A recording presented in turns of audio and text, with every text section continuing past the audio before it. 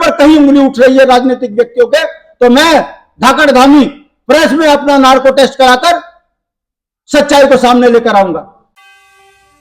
शहर और दुनिया की छोटी बड़ी हर खबर के साथ रखे आपको अपडेट दून वन न्यूज। मैं कमला पंत उत्तराखंड महिला मंच की ओर से यहाँ पे हूँ। मैं अब अपनी बात को शुरू करना चाहूँगी। साथियों, हम लोग थोड़े से कुछ पॉइंट पे ही बात करना चाहेंगे आपसे। मैंने थोड़ा सा जानकारी दी कि ये संघर्ष किस संगठन के द्वारा लड़ा जाएगा, और वो संगठन आज अपनी यहाँ पे प्रेस कॉन्फ्रेंस कर रहा है, जो हमारा संयुक्त मोर्चा है, अंकिता न्याय यात्रा संयुक्त संघर्ष मंच है, उसी के माध्यम से आज ये प्रेस कॉन्फ्रेंस यहाँ पे होती है। हमारा सबसे बड़ा जो हम यहाँ पे मांग करने जा रहे हैं आपके माध्यम से, वो ये है कि वीआईपी के नाम का खुलासा का प्रयास क्यों नहीं किया जा रहा है इस सरकार के द्वारा। जजमेंट कोटद्वार की लोअर कोर्ट ने दिया था, उसमें भी वीआईपी की बात कोर्ट की गई है। उसके साथ साथ मैं ये लाई हूँ जो ये फैक्ट फाइंडिंग रिपोर्ट महिला संगठनों के द्वारा और महिला मंच ने इसको प्रकाशित किया था। इसके पेज नंबर इतने पे स्पष्ट लिखा हुआ है, जो चैट किया गया अंकिता और उसके मित्र के बीच में, वो चैटिंग इसमें पूरी तरह से दी गई है। इसमें सबसे महत्वपूर्ण जो है वो वीआईपी का खुलासा होना चाहिए। मैं सबसे बड़ी बात तो ये कहना चाहूंगी कि ये पत्र उन्होंने मुझे दिया, अंकिता के माता पिता, जो उन्होंने धामी जी को भी दिया है। धामी जी, और उन्होंने यही बताया कि धामी जी प्रशासन के द्वारा उनको वहाँ तक लाया गया, उनकी सुविधा के द्वारा वहाँ की डीएम के अनुरोध पे शायद वो लोग यहाँ लाए गए थे, और जिला और मुख्यमंत्री के पास वो मिलने के लिए गए, जो कि शायद सोशल मीडिया में भी आया है। लेकिन ये पत्र उन्होंने जरूर धामी जी को दिया है।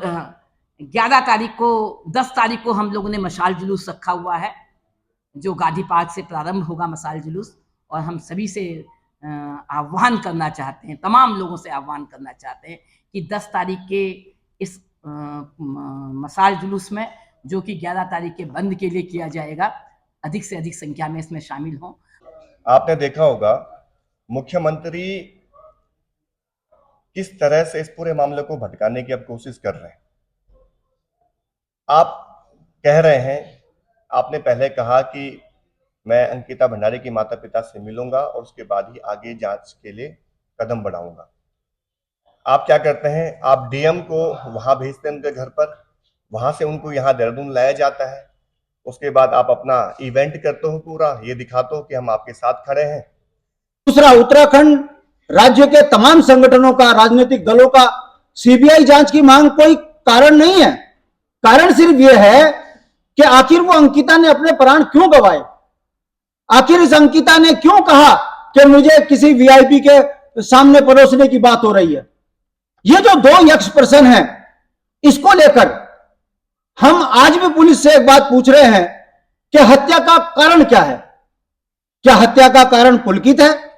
नहीं, खुद पुलिस वाले कह रहे हैं कि वीआईपी में किसी प्रधान का नाम आया था, धर्मेंद्र प्रधान का, तो क्या पुलिस ने उसको सामने किया? पुलिस खुद ही कह रही है कि वो आधे घंटे में खाना खा के चले गया। कहने का मतलब है, जो सच्चाई है वो सच्चाई अब जग जाहिर हो चुकी है। वो कैसे? हम देवभूमि के नागरिक हैं हम, और जिस तरीके से अचानक एक साधु के भेष में आकर वीआईपीओ की बात करने लगा, यह बताने के लिए काफी है कि भगवा को कैसे इस्तेमाल किया जाता है। उसकी भी संपत्ति की जांच होनी चाहिए। जो 1984 से राजनीतिक व्यक्ति था और अचानक भगवा बनकर भाजपा का तोता बन गया, इसकी भी जांच होनी चाहिए। और क्यों उसने वीआईपी नकारने की बात करी है? क्यों उसने कहा है कि एक ही समुदाय के 2 व्यक्ति आपसी रंजिश के तहत यह झगड़ा था, इसमें वीआईपी का कहीं से कोई लेना देना नहीं है। यदि इसमें सब में जांच हो जाएगी तो वीआईपी जिनके 2 नाम हुए हैं, ये तो कुछ भी नहीं है। जो वहां पर गांव के लोग, यमकेश्वर, क्योंकि यमकेश्वर मेरी विधानसभा क्षेत्र है, जो वहां के गांव के लोग दबी जुबान में कह रहे हैं, और जो उर्मिला ने कहा है कि अंकिता के लिए जो दोनों की चैट बातचीत चल रही थी राठौर की, और अंकिता की, उसमें उर्मिला की, उसमें एक बात निकल कर आई।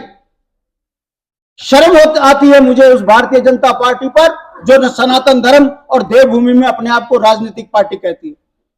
उनकी बातों में यह बात निकल कर आई है कि वहां पर ग्रुप सेक्स की बात हो रही थी, और ऐसे में वो भगवा पहना हुआ व्यक्ति ये कहता है कि उत्तराखंड में कोई वीआईपी नहीं था। हम इसलिए सीबीआई जांच की बात कह रहे हैं। तो धामी जी, दूध का दूध पानी का पानी हो जाएगा, आपकी छवि सुधरेगी, आप धाकड़ कहलाएंगे। मगर धाकड़ धामी काला पड़ा हुआ है, दिल्ली से देहरादून, देहरादून से दिल्ली चक्कर पर चक्कर मार रहा है और राष्ट्रीय नेताओं को बचा रहा है। केवल राजनीति के लिए अपने राजनीतिक जीवन पर जो है प्रश्न चिन्ह लगा रहा है। हमारी मांग है कि अगर धामी जी ईमानदार हैं तो वो आए, अपना नार्को टेस्ट कराएं किसी प्रेस क्लब में और कहें कि मैं सैनिक का पुत्र हूं, इस राज्य का प्रमुख व्यक्ति हूं, मेरी नैतिक जिम्मेदारी बनती है कि उत्तराखंड देवभूमि की, देव संस्कृति के लोग अगर उनके चरित्र पर कहीं उंगली उठ रही है राजनीतिक व्यक्तियों के, तो मैं धाकड़ धामी प्रेस में अपना नार्को टेस्ट कराकर सच्चाई को सामने लेकर आऊंगा।